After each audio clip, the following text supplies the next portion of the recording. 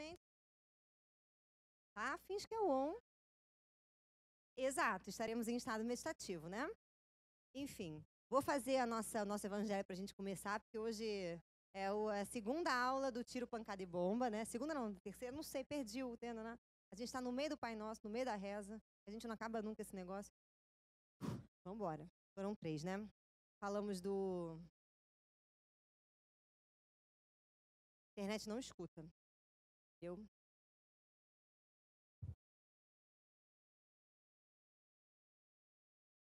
É que eu tava gripada, tô brincando.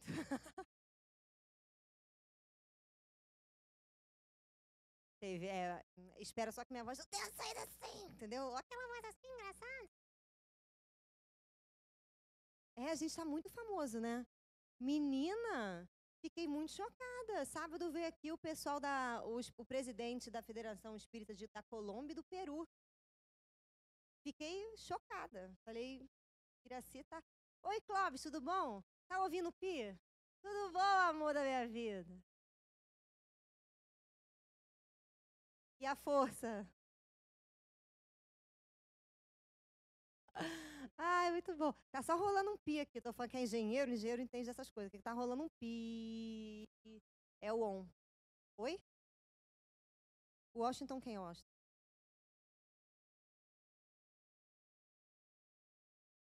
Vou fingir que eu sou normal. Pode ser ele, né? Então vou fingir que eu sou normal. Hi, everyone. Good night. Vamos lá, gente. Aqui, eu vou ler rapidinho o evangelho pra gente pegar, porque o evangelho, inclusive, caiu na parte que é a parte que a gente vai dizer, mas a gente vai tentar dizer de outra forma mais tranquila. Amar os inimigos é, para o incrédulo, um contrassenso. Aquele para quem a vida presente é tudo, vê no seu inimigo um ser nocivo, que lhe perturba o repouso e do qual unicamente a morte, pensa ele, o pode livrar. Daí o desejo de vingar-se. Nenhum interesse tem em perdoar, senão para satisfazer o seu orgulho perante ao mundo. Em certos casos, perdoar-lhe parece mesmo uma fraqueza indigna de si. Se não se vingar, nem por isso deixará de conservar o rancor e secreto desejo do mal para o outro. Penso, fazer uma prece. Vamos embora. Agradecemos, Senhor, a oportunidade de aqui estarmos. Agradecemos a nossa querida veneranda, que com muito amor abre as portas de sua casa para que possamos da melhor maneira compreender e adentrar a sonda dentro de nós das nossas questões. E assim pedimos a ela que nos inspire e nos guie na nossa noite de hoje. Graças a Deus. Vamos lá, gente. Tá um ódio esse pi, hein? Tá um ódio, mas tudo bem. Bem, ficou pra gente então a parte do Dilze. A parte que ficou, que a Dilze, ela sabe qualquer pedaço da prece, ela sabe de que ela tá na língua dela. Eu tenho que falar a prece inteira. Olha lá. Essa aqui é a devota. Perdoai as nossas ofensas. E eu vou continuar. Assim como nós perdoamos a quem nos tenha ofendido. É nos tenha ou vos tenha? Tá. Vamos lá, gente. Vamos pegar então essa frase. Quando a gente pensa, psicologicamente falando, né, no que vem a ser perdoai as nossas ofensas, a primeira questão que a gente tem que colocar aqui é o que é uma ofensa.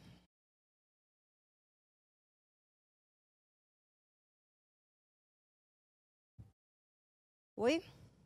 Pensa que é o on. Pensa que é o on, porque só assim pra gente suportar esse barulho, né? Tá trevas, né, Jaque? Quer reclamar? Não pode, porque senão não sai o áudio na internet. Não sei, segundo ele, não tá escutando. E é qualquer microfone que tá dando esse pi? Ah, é a caixa. Eu acho que é essa caixa aqui, ó. Por aqui.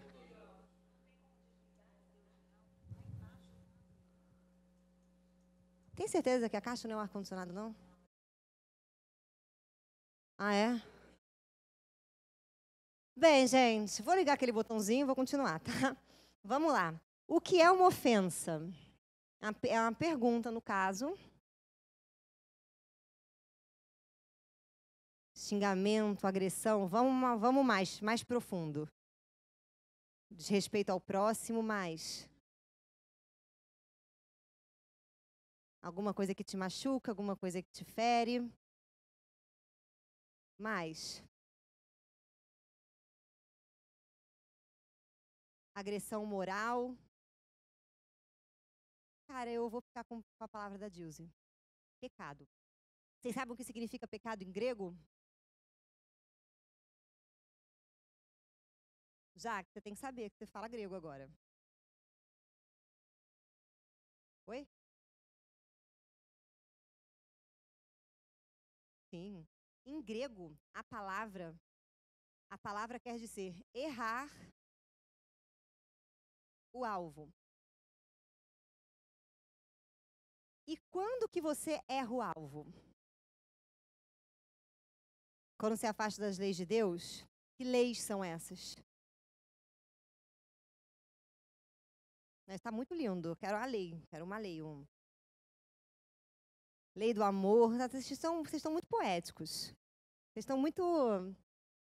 Está muito... O que você queria e não conseguiu, estamos quase. Então, deixa eu fazer uma pergunta para vocês. Vamos começar então. Qual é o alvo que você tem que acertar? Quê? O seu eu. E como é que você realiza o seu eu?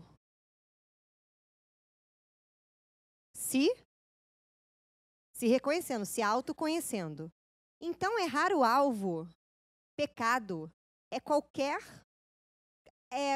coisa que você pense, ou que você faça, ou que você tenha intenção. Na verdade, vamos lá, errar o alvo é qualquer atitude onde tenha presença da ignorância.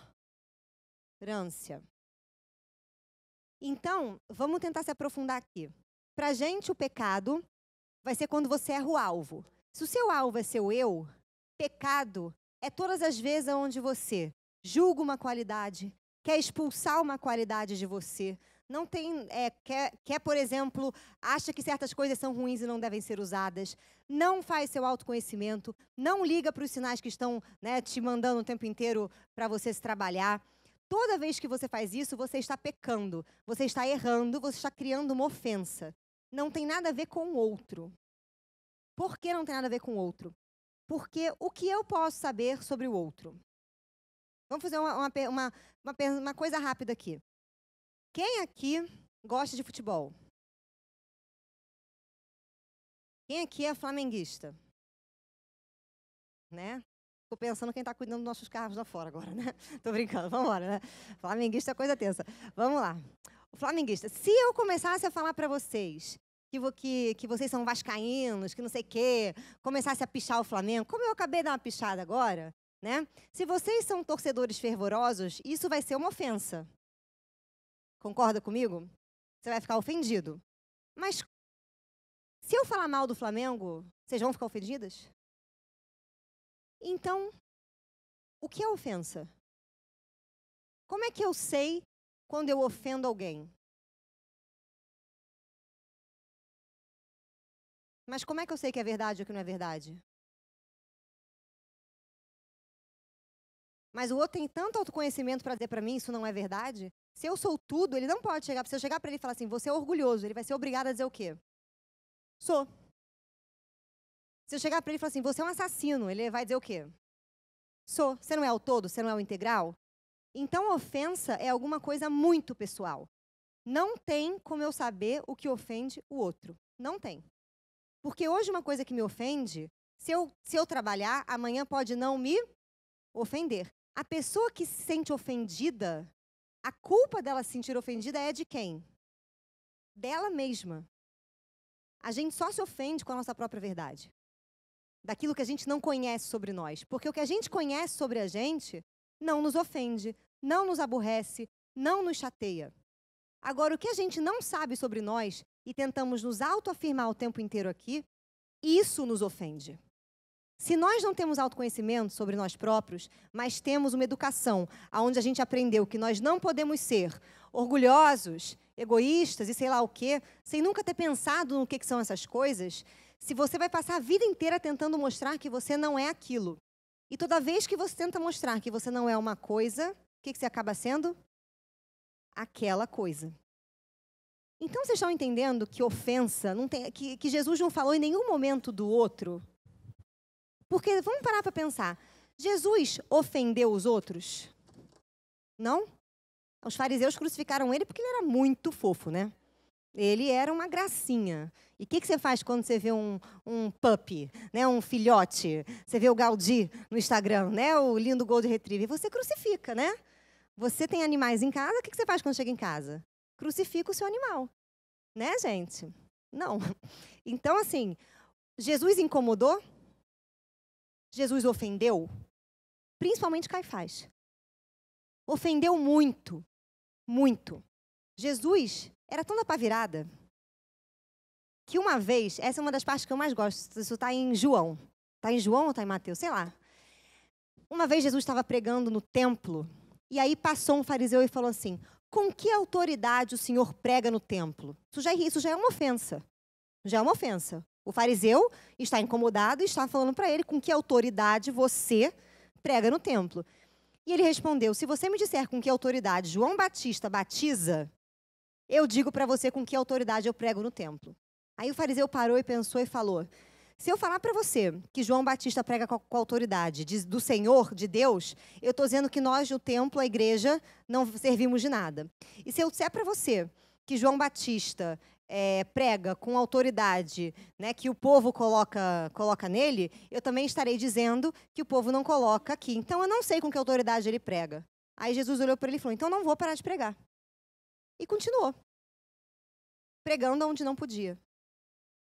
Não podia curar de sábado. Jesus tinha segunda, terça, quarta, quinta, sexta, domingo para curar. Que dia que esse demônio foi resolver curar um negócio? Que dia que ele escolheu? Que dia, Jesus? Tem 6, amigo. Eu quero sábado, quero sábado. Aí ele foi lá e curou sábado. Oi? Tá ótimo. Não, o microfone tá ótimo. Vocês entenderam? Então, assim, se eu falar para vocês que Jesus não ofendeu ninguém, eu estou falando uma mentira do tamanho do planeta Terra. Mas mas qual é o nosso grande erro? O nosso grande erro é que o espírita, e eu vou falar mal do espírita, tá? Não vou falar mal das outras religiões, porque nós aqui somos espíritas e a gente tem que se conscientizar da onde é a ferida da nossa religião. O espírita, ele acha que ser bonzinho, que ser legal, é você ser bom com o outro. É você transparente, é você ter cuidado ao falar com o outro. Tá, quantas vezes você não teve um baita de um cuidado para falar com alguém e aquela pessoa olhou para você e mandou você ir caçar um samurai no meio da rua? E quantas vezes você estava sem saco, virou para a pessoa e mandou aquela trave, né? Taft! A pessoa virou para você e falou: ai, obrigada. Nossa, não tinha pensado por esse lado. Então, um dia tem que acontecer com você. Quantas vezes a gente já não viu isso? Quantas vezes a gente já não viu a gente fica bravo com alguém, daqui a pouco a pessoa vem e vira para você e fala: cara, obrigado, eu precisava ouvir isso e eu não estava querendo ouvir e você foi enérgico comigo, você fala o que eu preciso ouvir. Então, assim, vocês percebam que essa pretensão que a gente tem de não querer ofender o outro é um orgulho do tamanho do planeta Terra. É eu me atribuir uma posse de uma sapiência, de uma sabedoria acerca do outro que eu não tenho. Que eu não tenho. O que eu faço é deduzir que certas coisas podem ofender e certas coisas não podem ofender. É daí que Jesus vem com aquela máxima: faça ao outro o que você gostaria que fizesse com você. E o que você gostaria que fizessem com você é o mesmo que o outro gostaria que fizessem com ele? Então, quando que isso vai funcionar? Se a gente continuar olhando ofensa como alguma coisa para fora, para o outro, vai todo mundo para o inferno. Porque vocês vão adquirir a culpa do caramba, certo? Vão descer lá no umbral, vão ficar nadando naquelas poças. Aí vai vir um mentor, vai olhar para você e falar: ai, demônio, vou lá resgatar. Aí pega você, resgata, e você reencarna, aí nasce de novo. Até a hora que a gente começa a entender que o processo de individuação, a palavra já diz, é do indivíduo. E que eu dizer para você: se eu falar tal coisa para fulana, vai ofendê-la, é um absurdo. É um absurdo. Como eu dizer para você, fulano não tem preparo para ouvir isso. Eu não sei sobre fulano. Vocês entenderam como que a gente, às vezes, tem... Como que essa lei de faça ao outro o que você gostaria que fizessem para você é perigosa também? Se a gente pensar horizontal, como a maioria dos espíritas pensam, é fazer o bem ao outro, é não xingar o amigo, é não falar grosso com o amigo, é falar fofo. Mas eu, Cristiane, por exemplo, se eu pudesse escolher alguma coisa para fazer comigo... Aliás, a pessoa que eu mais gosto de conversar com essas coisas é a Júlia. Né? Como é que a Júlia é? Maravilhosa. Você chega na sala dela, ela te dá uma pancada na cara, pá, sua besta. E ela fala na tua cara o que você tem que ouvir. Por isso que ela está... Exatamente. Exatamente. Eu gosto disso. Então, se alguém chegar para mim e falar assim, me ajuda nisso. Se você pedir minha ajuda, eu vou te ajudar, amigo. Eu vou te ajudar. Mas desse jeito. Porque faça com outra que eu gostaria que fizesse comigo. Eu uma vez falei para o Divaldo, sabe qual é o meu sonho? Era que Joana todo dia estivesse me esperando na porta do meu quarto, quando eu entrasse de noite, e falasse, senta aí, seu demônio. Sentasse e, sentasse o sarrafo em mim. Tá errado isso, olha isso, nananana. Eu gosto disso. Eu gosto de livro, igual o livro que eu indiquei para a amiga, que é Eros e Patos, que é livro que acaba com a tua existência. Eu não gosto de livro do André Luiz, não gosto de livro que o espírito vem te deu um abraço aconchegante. Eu não gosto desse livro. Eu gosto do livro que o espírito ferveu no inferno, ficou sem os braços, ficou sem forma, teve que encarnar 300 vezes, teve que se descobrir. Tá? Eu gosto disso. Então, essa sou eu, Cristiane. Então, se você vier... Quantas vezes eu já não deixei você doido? Cara, o Zé, então, ficou... Tadinho do Zé. O Zé, às vezes, ele fala um negócio para ele, ele saía assim, meio sem... Uma ponte, entendeu? Uma coisa meio tensa, né? Então, assim, faça para o outro aquilo que você não gostaria que fizessem para você. Então, eu não posso pensar que ofensa tem a ver com o outro. E Jesus jamais ia fazer um negócio desse. Porque, senão, ele estaria contradizendo o que ele mesmo fez. Vocês entenderam? E a gente admitir isso é um passo muito grande para a gente, porque a gente tem a ideia de, Jesus perfeito, a nossa ideia de perfeição, ela é tão tosca, que vira uma coisa completamente surreal. Não fica perfeição, fica surreal. Fica uma pessoa que é apática, que não tem sentimento, que não pode ter e ser certas coisas, que não é humano, que não pensa, entendeu? Enfim, que é igual essa cadeira daqui. Não tem livre-arbítrio. Então, assim, exatamente, deixa a vida levar, a coisa vai acontecendo. Então, assim, a gente tem que tomar bastante cuidado com o que a gente pensa. Porque eu já ouvi muitas vezes, e dentro de casa espírita, a pessoa falando assim, mas a gente não pode se comparar com Jesus. Essa pessoa que solta essa frase, eu tenho até pena dela, porque realmente ela não pode se comparar com Jesus. Porque Jesus, ouvindo isso, vai falar, morra, desgraça. Porque ele falou, né?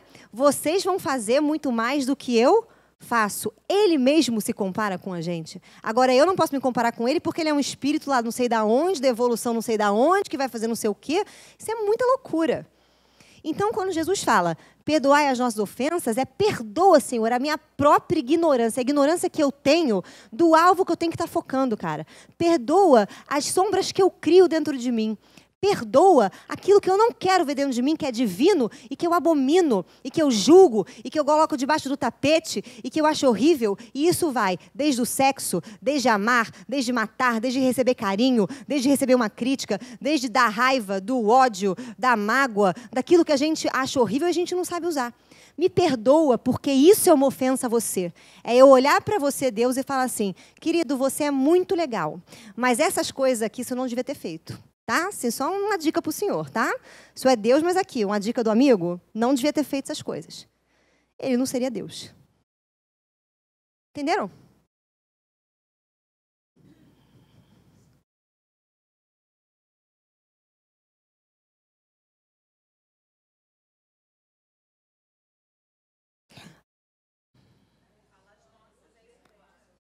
Não, pera aí, gente.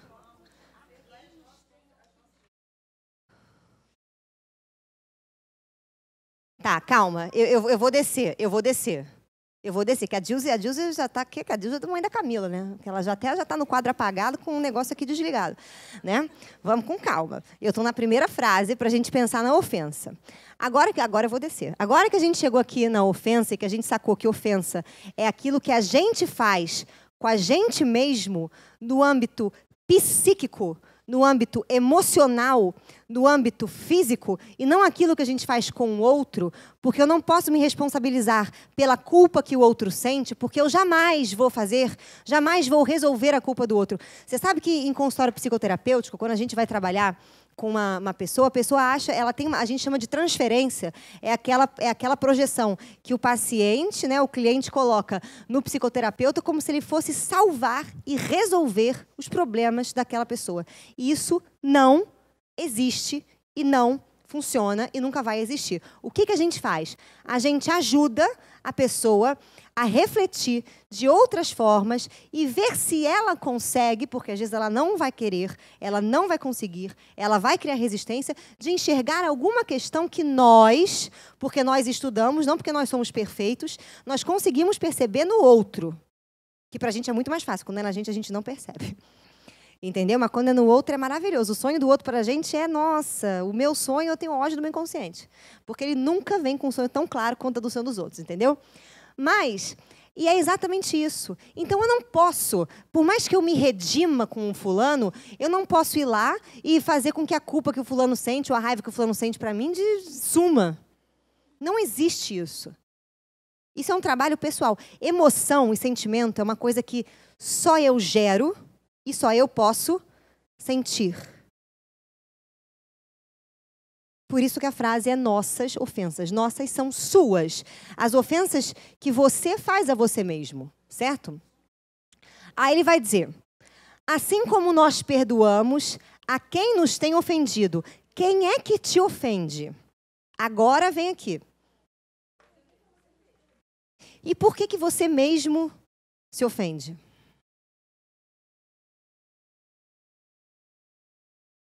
Por que alguém te ofende? Você se sente ofendido? Exatamente. Você se sente ofendido com o que você projeta no outro? Com a sua sombra. Quando o outro me ofende, ele me ofende também por minha culpa. E eu só posso, e quando ele fala assim como nós perdoamos a quem nos tem ofendido, esse perdoamos a quem nos tem ofendido só vai acontecer se eu entender isso aqui, ó. Que eu vou ficar ofendida porque eu projeto nos outros. E não porque o outro é assim como ele é.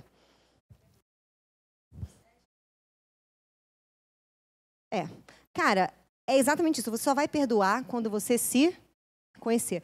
Porque eu retiro do outro aquele atributo que eu dei por ele. Ah, mas tem gente que é assim mesmo. Cara, e essa pessoa, ela quer fazer... essa frase é daquela pessoa que não quer ver mesmo, né, gente? Ela não quer ver mesmo, ela tem que dizer que o outro tem. Dane-se se o outro tem, minha senhora. Né? Estamos aqui num todo, certo? Oi, Iraci.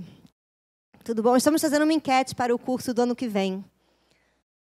O pessoal vai começar a postar na página do Seja. Curso das 8 horas, para a gente pegar um tema legal, entendeu? Viu? Ela gostou, viu, gente? Marca ela, é Iraci Noronha. Você marca ela, Iraci Noronha, que é do doutrinário, e escreve o tema que você quer. Tá? Enfim, uma sugestão. Oi? E evangelho. Entendeu? A gente pegar esses dizeres de evangelho e tacar dentro da mitologia. Enfim... voltando aqui para a nossa querida questão, né? Toda vez que você se ofende, a ofensa é uma projeção, tá? Não existe... Por quê? Porque qual é a melhor defesa que existe no mundo? Não, essa é a pior. Essa é a pior. Gente, a melhor defesa é a não ofensa. É você não se ofender. Quando você não se ofende, você não precisa de defesa. Você está sempre defendido, porque você sabe sobre você. Foi, gente? Não, aquilo te pertence, mas você não tem problema com aquilo. Entendeu? Quando aquilo não te pertence, me ofende. Não me pertence, fulano está atacando em mim, esse negócio não é meu. Entendeu? Quando aquilo me pertence, eu falo, também faz parte do meu grande eu. Eu não me importo se o outro vê em mim aquilo que incomoda o outro. Porque eu sei que eu sou um instrumento de reflexão para o outro. Então, eu dou a ele o direito de olhar para mim e achar aquilo que ele bem entender e que ele bem quiser, e eu não tenho nada a ver com isso. Vai. Você não vai ser inimiga do mundo inteiro? Vai. Mas você vai ser inimiga do mundo inteiro se o mundo inteiro te olhar dessa forma. Agora...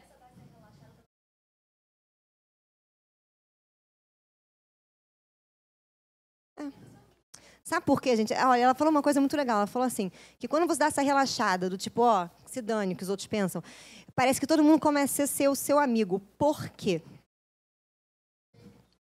Cara, por que você faz isso? Existe uma coisa chamada autoridade moral. A autoridade moral não é a pessoa falar, certo? E o outro obedecer, ou ela ter força, ou ela ter poder. Não, o nome já está falando. Autoria, né? Autoridade, ou seja, né, eu tenho autonomia, e a palavra autonomia está ligada à lei, certo? Uma auto-lei, uma autonomia, certo? Vamos lá. Moral. O que é moral? Moral significa regra de conduta. Quem tem autoridade moral tem uma lei para poder fazer a sua conduta, certo? Agora, minha pergunta para vocês é, qual é a conduta certa? Já aprendemos aqui que isso não existe. Já aprendemos aqui que não existe. Ah, isso é do bem, isso é do mal, isso é certo, isso é errado, tudo depende. Então, já que não existe uma regra única, por isso que a gente coloca a autonomia, a regra que a gente vai criar vai estar baseada no nosso autoconhecimento. Quando eu tenho autoconhecimento, eu estou pleno das minhas intenções quando eu faço qualquer coisa. Como assim? Se eu quero falar para o outro que ele é chato, tá? Eu vou chegar para ele e vou falar na cara dele, você é chato. Mas se eu falar não pleno da minha intenção, o que é pleno da minha intenção? Sem o autoconhecimento, sem perceber. Se eu não tiver uma lei de que eu posso falar para o outro que ele é chato, certo? Que ser chato é uma coisa normal, é uma coisa que eu também sou de vez em quando, é uma coisa que vão me alertar de vez em quando, beleza. E eu posso dizer isso para o outro sem ser agressiva, porque a minha intenção não é ser agressiva. Eu vou chegar para o outro e vou falar assim, você está sendo chato. Aí o outro vai me perguntar, por quê? Agora, se eu tenho dúvida, se eu não tenho uma autonomia de lei, se eu acho que isso é errado, que essa conduta é horrorosa, que é reprovatória, as pessoas vão falar para mim, ai, que horror. Eu chego para o outro e falo, olha, você está meio chatinho. O que o outro faz? Tá. Cala a boca, não sei o que. Cara, é isso que a gente fala de intenção. Por que Jesus, quando entrou no templo e botou para baixo aquelas barraquinhas todas, por que ninguém chegou para ele e falou assim, nada a ver, cara. Nada a ver, muito agressivo o senhor. Nada a ver isso daí. Completamente desequilibrado. Ninguém falou nada. Quando Jesus pregou no templo e não podia pregar no templo, ninguém chegou para ele e falou, cara, nada a ver, você tá tipo juventude transviada, entendeu? Tá tipo rebelde sem causa. Ninguém falou nada. Quando Jesus saiu da casa dos fariseus num jantar, foi pregar para o povo e começou a falar, ai de vós, escribas e fariseus, sepulcro de fel, e começou a falar 38 ai de vós, escribas e fariseus, tascando o sarrafo no fariseu, o qual ele tinha acabado de jantar, ninguém levantou a mão e falou, seu falso, não agradeci, você é ridículo. Ninguém falou isso para ele. Por quê? Porque as pessoas entendiam. E eles entendiam o que Jesus estava fazendo porque o próprio Jesus sabia da sua intenção.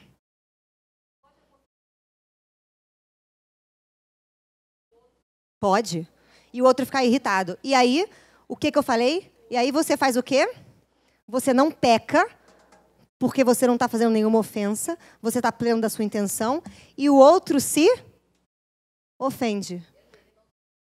Não tem noção da vida dele.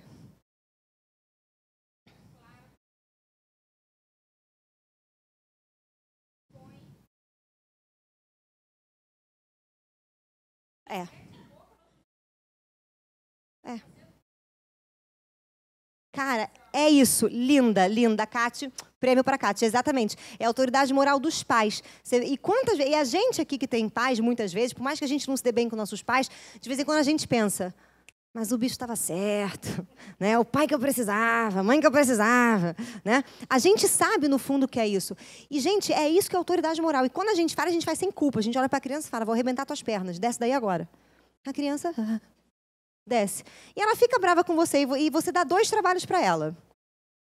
Ficar e desficar, querido. Pronto. Porque você sabe da sua intenção. E quando você sabe da sua intenção, você está conectado com o eixo ego e self. O seu ego está conectado diretamente com o seu self. E se você está conectado com o seu self, e o self é presente em todos nós, você está conectado com todos. Por isso, não existe a possibilidade do outro não compreender ou não suspeitar da sua verdadeira intenção.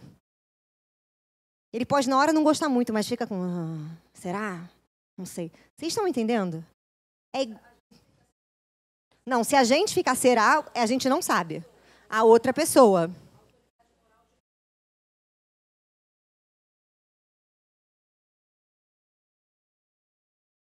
Mas para a gente ter essa autoridade de pai...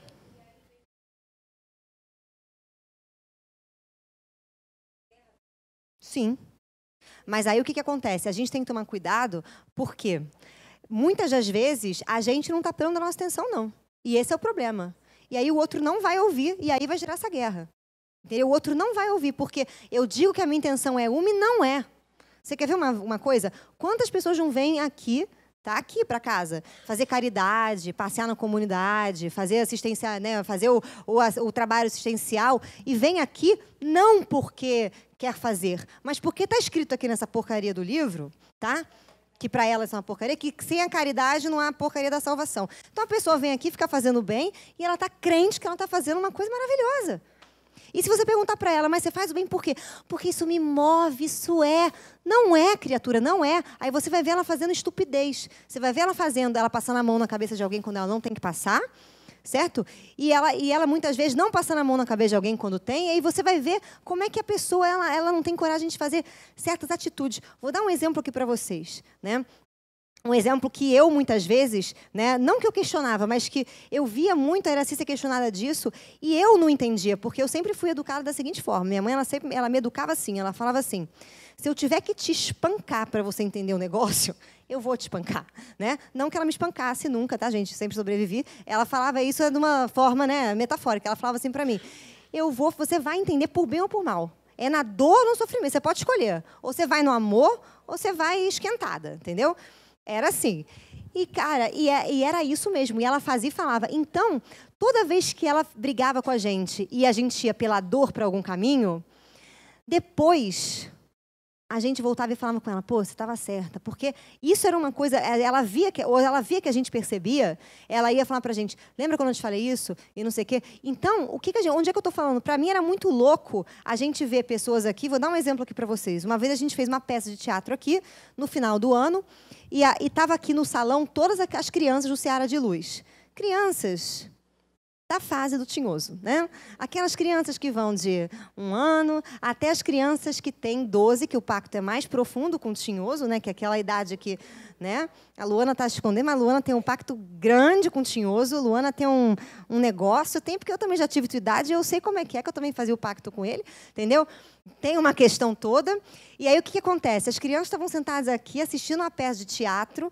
Quando a peça acabou, as crianças... De repente, eu estava aqui em cima, assim, eu vi... Sabe quando você vê o inferno? Você vê aquele mar de tortura? As crianças estavam gritando, pegando bolo, tacando no chão. E aí tinha uma entidade, né? Porque eu não sei como eu posso definir essa trabalhadora, que não é mais da casa, graças a Deus, né? Uma entidade parada ali no meio das crianças, assim... Não jogar o bolo na parede, meu amor. Olha, sujou. Aí a criança pegou o bolo e fez assim, ó, na cara dela. Aí ela, ai, que feio. Eu olhando aquilo assim, eu dei um grito aqui do palco, eu falei, moleque, se esfregar esse bolo na cara, eu vou esfregar a tua cabeça na cara. A criança olhou pra mim assim, eu falei, limpa agora. A garota começou a limpar, aí a menina virou e falou assim, você não pode ser grossa com ele, porque ele já sofre isso na comunidade. Eu falei, você não pode ser idiota com ele, porque ele vai tacar bolo na sua cara. Tá maluco? Sabe? E aí, mas isso não era o bem. Isso não era uma coisa carinhosa, não é uma coisa que está no Evangelho. No Evangelho não está dizendo, taque bolo na cara da criança que esfregar o bolo na parede. Entendeu? Aqui está dizendo que você tem que amar o seu próximo. Só que o que é amor, gente? E essa ideia de amor, as pessoas não param para pensar.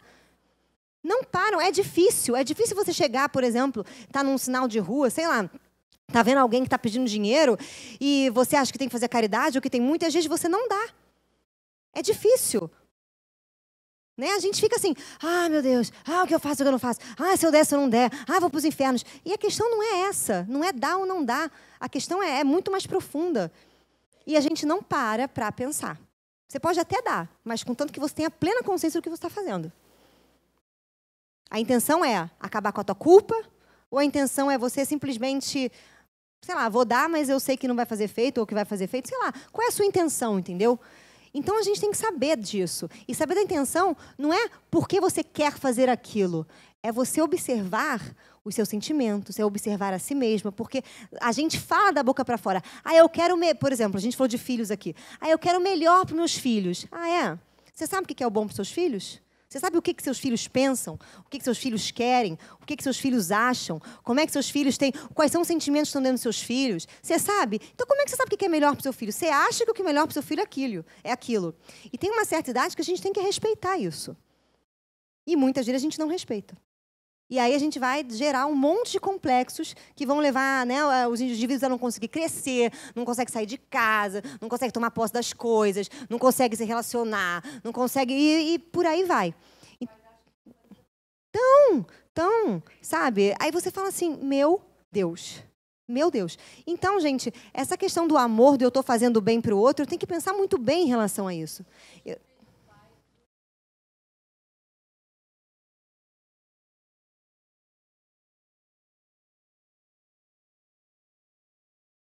Gente, pelo amor de Deus, se fosse meu filho, acho que eu enfiava uma banana na boca dele, assim.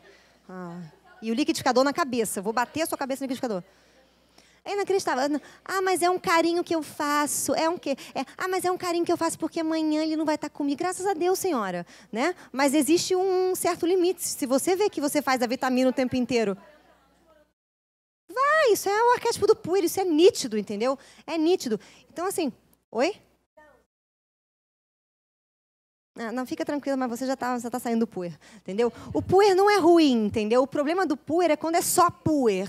É quando não tem o cênix, não tem o maduro do lado. Então, assim, é muito complicado. Então, quando Jesus faz o Pai Nosso, ele não faz o Pai Nosso para você fazer para o outro, porque isso é muito difícil da gente saber. É muito relativo. Vocês querem ver uma coisa que é um contrassenso, mas que é uma coisa que a gente pode pensar?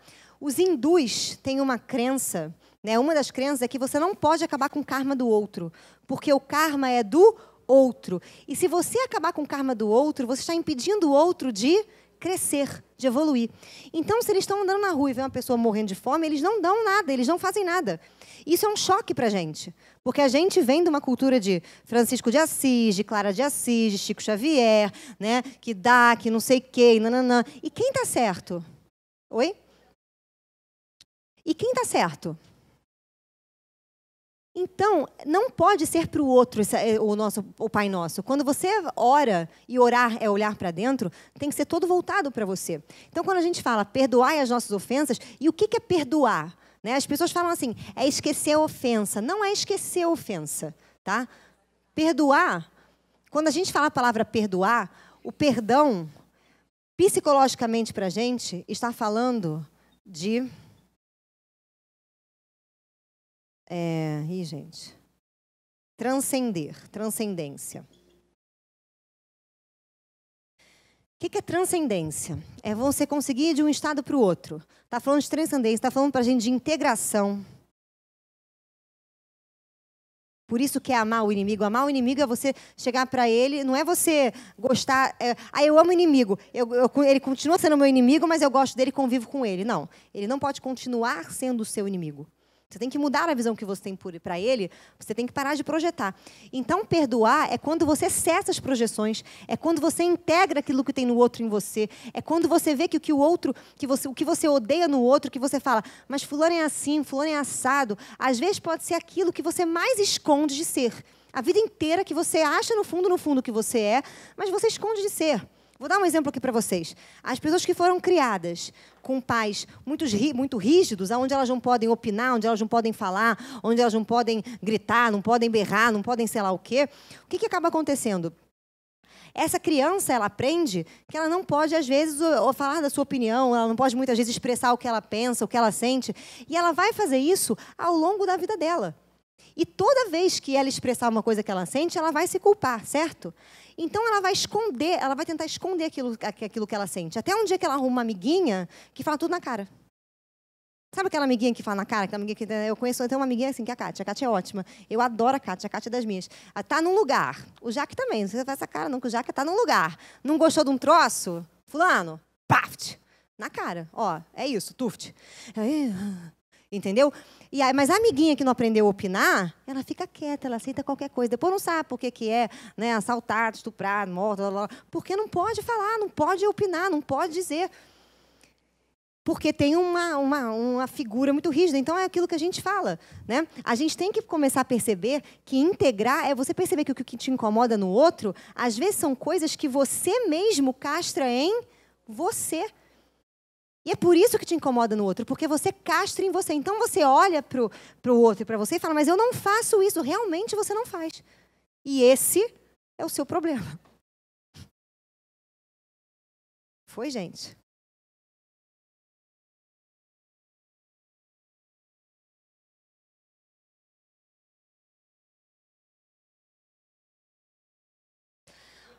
Olha, eu acho que quando Jesus fez essa oração, ele se incluiu no balaio, entendeu? Ele falou, eu também estou no meio de vocês. Porque a gente pensa que Jesus tem não é uma teoria, tem um mito. Para mim isso é um mito, não é história, sei lá o quê. Porque mito que falaram de Jesus, que Jesus é um espírito perfeito, que demorou, sim, não sei quantos mil anos para reencarnar, que doeu mais reencarnar do que desencarnar, e que ele veio, e que ele pediu para o Pai para vir, aquela lenga-lenga toda, entendeu? Enquanto, na verdade, é muito simples. Quem encarna, perde, esquece aquilo que foi, porque encarnar é você ter uma nova oportunidade. A grande questão é que, como Jesus já tinha, sim, um avanço nessa senda, para ele, aos 12 anos, lembrar de um negócio desse foi muito mais fácil do que para a gente. Certo? Então, o processo que ele foi fazendo foi um pouco antecipado. A crise que ele tem da meia-idade aconteceu aos 30 anos da vida dele. Quando ele foi ficar lá 40 dias no deserto, que ele começou a pensar, que ele começou... Aliás, eu acho que a crise já começou nos 12 anos. E a crise acontece nos 12 anos para todos nós. O problema é que, como a gente vive numa sociedade e a gente tem uma família, uma cultura, onde a vida interior não é falada, aos 12 anos, o que a gente faz com essa crise da meia-idade? Nem vê, entendeu? Reprime e vai fazer outra coisa. Por isso que você vê... por isso que você vê, e aí eu vou ser bem sincera, né? Você vê hoje os jovens de 12, 13, 14 anos, eles já estão inseridos dentro de uma situação de beber, sair, a precocidade que a vida chega até eles. Não que você tem que pegar uma criança dessa idade, porque ela vive num mundo onde a precocidade vai chegar até ela. Você tem que amparar ela e não castrar ela dessa situação. Mas as pessoas não percebem. E elas vão fazendo isso. Você não vê quantas festas tem hoje, quanto barulho tem hoje para a gente poder sair dessa situação. E aos 12 anos é onde toda criança começa a dar problema. 12, 13 anos é a idade do problema. Como assim a idade do problema? Se você parar para voltar nos seus 12, 13 anos, você vai perceber que tem alguma descoberta, alguma situação aconteceu, entendeu? E aconteceu, ou uma rebeldia, ou foi uma morte, ou foi sei lá o que te aconteceu, mas aconteceu. São alguns anos que são muito, muito presentes na nossa vida. 8 anos é uma idade muito presente, que é logo depois dos 7, né? Que os 7 acontece também, é uma dica, não vou dizer o que é. Aos 8 anos, a gente vive a repercussão disso. Então, se é aos 12 anos que é importante, aos 13 anos vai ser importante também. E por aí vai. Só que Jesus pegou essas crises e foi fazendo o trabalho dele. A gente não. Entendeu? Então, quando ele fala disso, ele sabe do que ele está falando, porque ele também faz isso o tempo todo. Se ele fosse um ser mega iluminado, tão maravilhoso quanto todo mundo diz, não que ele não seja iluminado e maravilhoso, tá, gente? Mas assim, se ele fosse aquele bebê que já veio com a consciência Jesus, que já era Jesus na época dele, que já era o cara e não fez o trabalho que a gente fez de individuação, Ele, na hora do Calvário, na hora que ele vai ser crucificado, ele jamais ia rezar falando assim para Deus, Deus, afaste de mim esse fel. Ele ia falar assim, beleza, God, daqui a pouco estou aí, entendeu? Valeu, Pai, daqui a pouco estou subindo. Cara, e não foi isso que aconteceu. Ele sentiu dor como todo mundo sente dor. Ele chorou, ele sentiu as angústias, sentiu a tristeza, sentiu raiva, sentiu amor. Ele foi humano. Então, quando ele faz essa prece para a gente se humanizar. Para dizer para a gente que para a gente chegar no nível do santo, a gente tem que passar pelo nível do humano. Não tem jeito. E ser humano é você ter raízes bem profundas para tocar nos infernos e uma copa bem alta para tocar nos céus. Esse é o símbolo, é a árvore da vida, é a árvore da cabala, né, que existe já. Né, quando Jesus falou da figueira, ele falou exatamente a mesma coisa. Por que ele amaldiçoou a figueira? Porque não era época de figo. Mas aí ele fala, não haverão frutos que meu pai não plantou, certo? Que vão dar frutos. Ou seja, aqueles frutos que meu pai não plantou vão ser amaldiçoados. E o que é isso? Quando ele fala essa parábola da figueira, ele quer dizer o seguinte, que uma figueira que está voltada para o seu alvo, certo? Que foi o que a gente falou, ela dá frutos em qualquer época do ano, porque ela pega aquilo que dão para ela, é aquilo que a gente falou na aula passada, ela pega o pão que já amassou, passa uma manteiga e come. Mas ela come. Entendeu? Ela dá um jeito. E é aí que vem essa simbologia de que você dá fruto o tempo todo. Em todos os momentos em que você pode transcender. Foi? E é isso, e quando Jesus se coloca, eu acho ele muito humano, eu acho fantástico isso, porque em nenhum momento ele falou assim, eu sou o cara e vocês não. Em nenhum momento ele falou isso. Sabe? Em nenhum momento ele se afastou, ele colocou esse abismo que a gente coloca entre ele. A gente coloca esse abismo porque a gente olha para uma pessoa que tem essa consciência e fala, não dá para mim. Entendeu? Não dá para mim. Oi? O espírita fica fazendo, né, crédito karma. Né? Que é ridículo, né? Vai ficar para a próxima encarnação, eu vou ter isso. Me dá um ódio, gente. Eu queria muito, quando essa pessoa desencarnasse, está lá no nosso lar falando, tá vendo seu crédito karma? Rasga, demônio, vai voltar para os infernos. Tu aperta o botãozinho, abriu o alçapão, a pessoa cai assim. Entendeu? Dá uma vontade, né? Mas a gente não, né? Talvez eu que seja lá fazendo, eu ganhar o botãozinho, eu caio. Mas, enfim. Mas foi, gente. Então, toda a prece... Então, vamos lá. Pai nosso que estás nos céus. A gente percebeu, né? Santificado seja o vosso nome. Eu tenho que começar a santificar o nome de Deus aqui. Eu tenho que começar a pegar as coisas que são horizontais e começar a verticalizar. Começar a sempre pensar na vertical. Daqui para cá e não daqui para cá. Percebe a diferença daqui para cá? Eu tenho aqui eu sei para que eu estou encarnado, eu sei para que serve a vida, e eu vou olhar para tudo da minha vida dessa forma. É diferente de eu estar aqui e querer olhar para o céu. Aí o céu fica distante. Então, né, tanto que Joana ela tem uma frase que ela fala assim, né? É melhor você subir e olhar para baixo, né? É mais fácil você olhar para baixo do que você subir e ficar olhando para cima, o quanto falta ainda, né? Porque aí você para no caminho. Então, Pai nosso que estás no céu, santificado seja o vosso nome. Né? Venha a nós o vosso reino, seja feita a vossa vontade. Venha a nós o vosso reino, venha o self, é o meu ego, pelo amor de Deus, e faz o meu ego se redimir, faz o meu ego, sabe, se abrir, morre, mata o meu ego, para que seja feita a sua vontade. Assim na terra, ou seja, para que eu possa, através dessa sapiência que eu vou ter a melhor conduta. E a melhor conduta é a conduta da minha autonomia, não é uma conduta externa que é aplaudida pelos outros, certo? E como no céu, ou seja, como as coisas que eu tenho para trabalhar, certo? Aí vem o tal do pão, né? O pão nosso de cada dia nos dai hoje, que essa é a pior parte da prece. Porque na hora que você fala o pão nosso de cada dia nos dai hoje, Deus deve olhar para você e falar assim, tu quer o pão, amigo? Entendeu? Opa, vamos embora. E aí ele te dá um pão que normalmente tá estragado, né? Tá bichado. Ele pega os lixos do inconsciente e fala, gente, abre o portão, né? E aí vem aquela coisa toda. Então, o pão nosso cada dia nos dai hoje. Aí vem, perdoa as nossas ofensas, ou seja, perdoa quando eu pego o seu pão que você me deu e taco no chão. Perdoa quando eu pego o alimento... Oi? E me recuso a comer. E fico com fome. Sabe? É surreal. Só que, às vezes, o pão não é um brioche, entendeu? Francês. Não é um sonho, não é um croissant de Nutella, entendeu? Às vezes o pão Exatamente, é duro dormido. Às vezes o pão é um jiló, uma salada, entendeu? Uma coisa, entendeu? Às vezes o pão não é tão gostoso, mas é o pão. Só que se eu fico olhando com a ideia do horizonte, das coisas boas, das coisas ruins, é só muito louco. Hoje eu estava conversando com uma menina e ela falou assim para mim, mas só coisa ruim acontece na minha vida. Eu falo, mas por que só coisa ruim acontece na tua vida? Ela, não sei. Eu falei, então tá, vamos pensar o que você pensa de você em relação à sua vida. Quando a gente foi vendo o que ela pensa sobre ela, a gente só viu que ela pensava coisas extremamente ruins. Aí eu falei, é por isso que só coisa ruim acontece para você, para ver se você para de pensar assim. Simples. Né? E você vê que tudo tem a maneira de que você olha, né? A maneira que você vai lidar com essas coisas, né? E aí ele continua, assim como nós perdoamos a quem nos tem ofendido, assim como eu perdoo aquele que eu mesmo projetei a sombra, que eu mesmo condenei no inferno, exatamente, eu mesmo me afastei do meu irmão, eu mesmo fiz uma separação. Então, né, já que eu vou perdoar, perdoo você, recolho minha projeção, né, e engulo meu pão, e eu liberto você dessa maldição de ser a projeção da minha vida, pronto, agora que eu te amo, faz comigo, me perdoa, ou seja, e perdoa, gente, quando a gente fala ter misericórdia, perdoar não é falar assim, beleza, errou, tá tudo de bom. Né? Não, perdoar é o seguinte, ajuda eu a transcender, ajuda eu a integrar, entendeu? Não é me dar tudo bem, pode ficar na tua, não precisa fazer esse trabalhinho. A gente pensa que perdoar é isso. É tirar a responsabilidade que é do outro, e não é. É você pedir que ele continue te responsabilizando, mas que você tenha os instrumentos para você solucionar aquilo, para você ir além. Transcender significa ir além.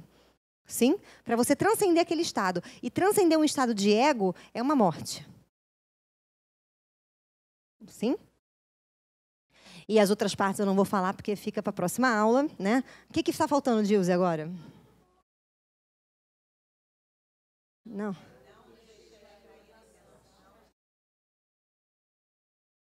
Tá, então, vocês querem que eu... Tá, a gente pega só as outras coisas. Vamos lá. E aí, quando ele continua falando, né? Como é que ele fala, Dilze? Como é que ele ensinou? Que a Dilze sabe a qualquer momento. E não nos deixeis cair em tentação. O que é tentação?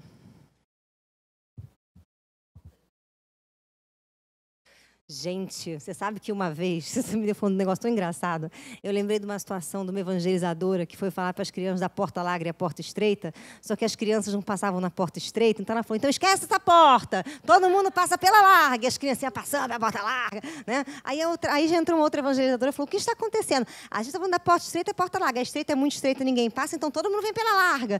E as criancinhas, dá uns 3 anos, já vai passar a porta larga, todas assim andando feliz da vida. Você fala, meu Deus do céu, que bafão que está acontecendo na cabeça dessa criança, né? Mas, enfim.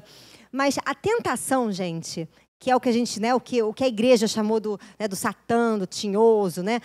A tentação não tem nada a ver com os 7 pecados capitais, porque os pecados estão falando de errar o nosso alvo, né? A tentação, ela está falando da ignorância, da cegueira, do orgulho, não me deixe parar de morrer, não me deixe deixar passar essas oportunidades, não me deixe cair em tentação, porque é muito gostoso você fingir que não está vendo.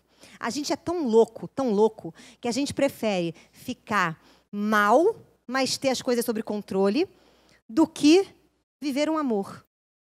É a zona de conforto, do que viver a evolução, do que viver os desafios para você poder estar numa situação bem melhor. A gente prefere ficar na zona de conforto. Então, é isso que ele está falando. Não deixa a gente aqui.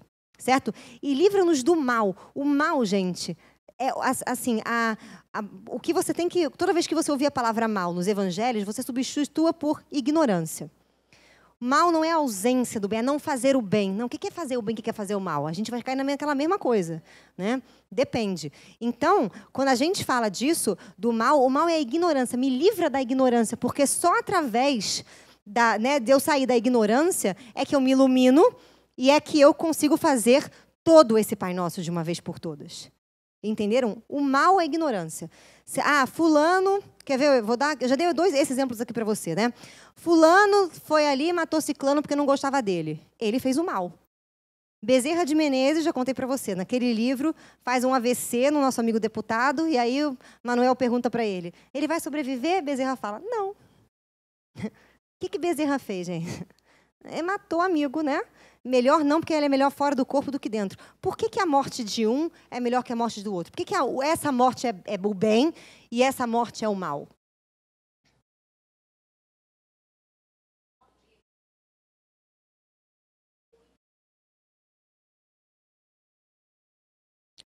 Não tinha ego. Mas a morte do fulaninho que matou era cheia, era repleta de ego. Estão entendendo o que é o ego? Por isso que se você matar alguém aqui, você vai para os infernos, porque foi com certeza o teu ego. Agora, se você é um espírito que dá uma matada em alguém, matei, pronto. Né? A não ser que você seja muito uma pessoa sábia, ok, porque a intenção dele não era mostrar para aquele, nada é seu idiota, você não está fazendo bem. O cara nem ia saber que ele morreu por obra de Bezerra de Menezes.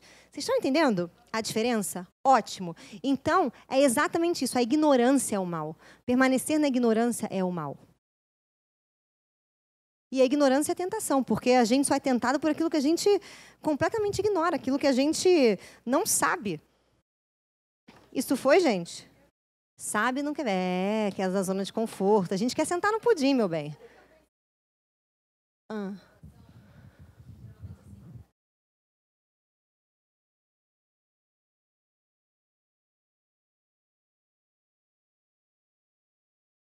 É porque a culpa não é do chocolate. Né? A culpa é do porquê que a entidade come o chocolate. A culpa é dela, entendeu?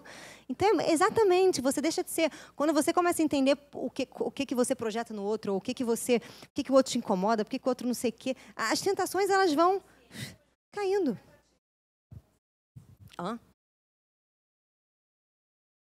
Às vezes aí eu vou dizer, a gente conhece, mas não sabe. Sabe? Às vezes a gente conhece, ou a gente acha que viu, mas não viu. Entendeu? Quando você, gente, não tem volta. Quando você conscientiza, não tem volta. Não dá, não. Não dá porque fica tão bizarro você fazer certas coisas que você fala, melhor não fazer, que eu vou ficar estranha. Foi, gente? Então, beleza. Então, a gente vai ter agora, então, 3 aulas, que a gente já matou uma aqui, rapidamente, em menos de 1 minuto, tá? E a gente vai fazer aqui uma enquete básica para você, a pessoa que ficou aqui o ano inteiro, né, raçudo, né, não sei como é que vocês me aguentam, né, às vezes eu mesmo quero sair de mim própria e falar, tchau, Cristiano, 2 minutos, né? Pelo amor de Deus, né? Mas a gente vai pensar aqui um tema que vocês se interessem, que vocês se interessaram ao longo dos nossos estudos aqui, para a gente poder... Só sonho, né, gente? Se eu falar de sonho, eu vou entacar os mitos e os arquétipos.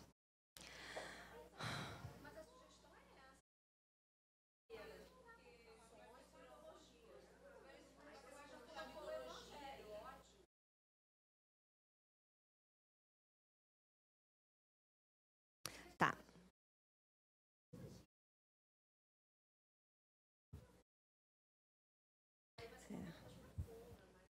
Tá, gente, então... Mitologia, vocês têm que fazer um certo...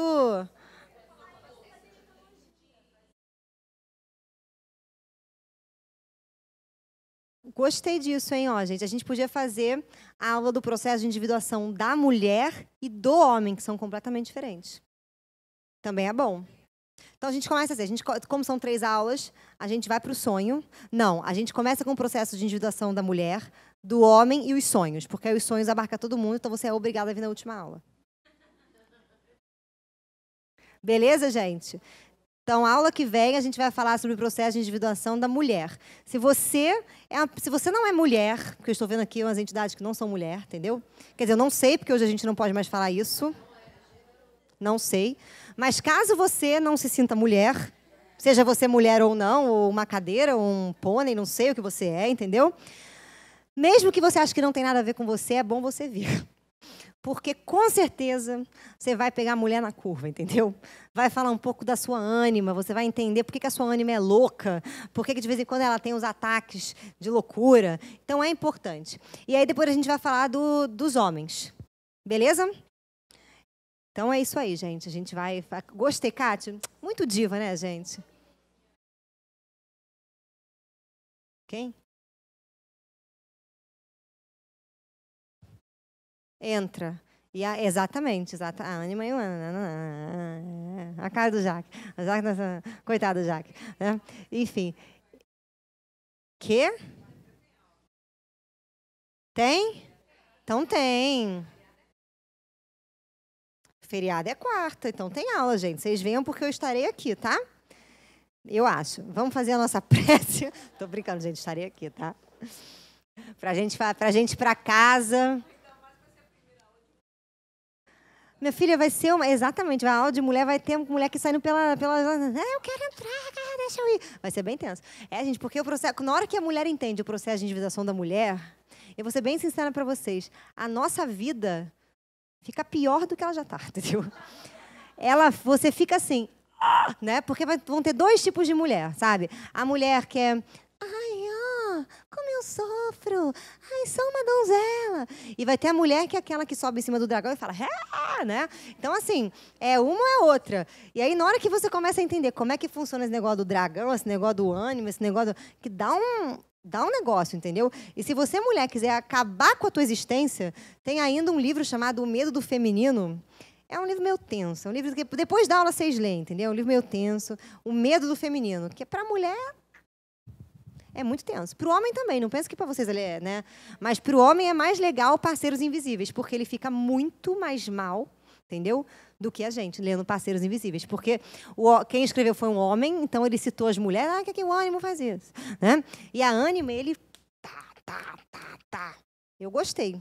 Eu achei bem legal. Se eu quiser me vingar de alguém, eu vou bem mandar ler esse livro. Enfim, gente, vou fazer a prece para a gente poder comer um negócio. Vamos lá. Agradecemos, Senhor, a oportunidade de aqui estarmos. Agradecemos as oportunidades que nos chegam na vida através do pão que Tu nos oferta. E pedimos, sim, perdão pelas milhares de vezes em que recusamos. Pedimos que tenhamos, sim, a coragem de nos humildar, de morrer para renascer. E que Joana de Ângeles, nossa querida veneranda, que hoje nos acolhe em sua casa de amor, possa ser também o nosso guia, a nossa mentora nessa nossa jornada de autoencontro, de encontro a Ti. E assim pedimos, sê conosco agora e sempre. Graças a Deus. Gente, beijo na bunda.